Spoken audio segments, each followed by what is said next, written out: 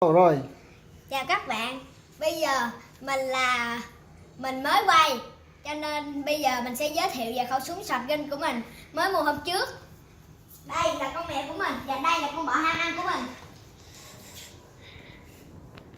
Và con mèo này nó ham ăn quá mức cho nên nó đã ăn hết cái hộp này rồi. Nó mở nắp ra nó ăn rồi. Nhà của mình thì hơi lộn xộn chút xíu. Và đây là khẩu súng của mình. Mình mới mua nha các bạn. Đó, mình đã nạp đạn sẵn rồi. Bây giờ mình sẽ bắn thử nha.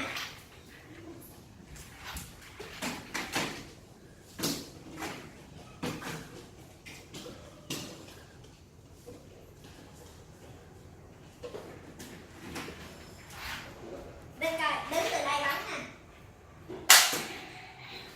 Mình bắn hơi trời chút xíu, bây giờ tay mình lên rung.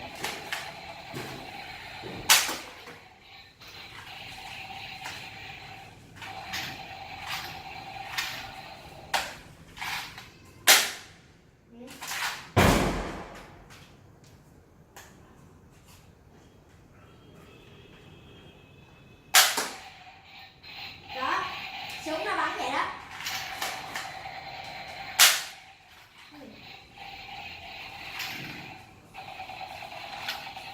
Tại vì cái lỗ hơi nhỏ.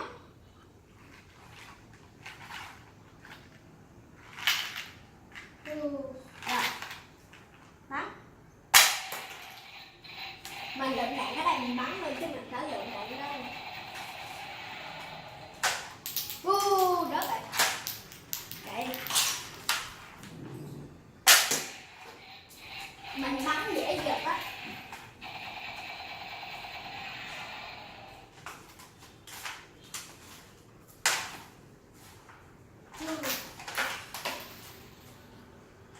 Đó, đớt hết luôn đi.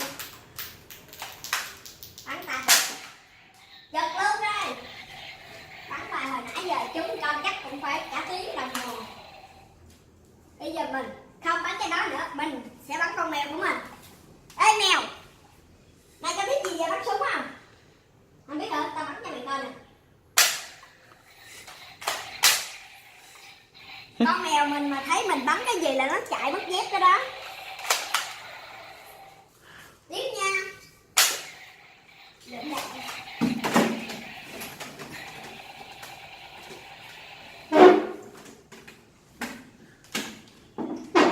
Dạ mình đang ở chung cư nha.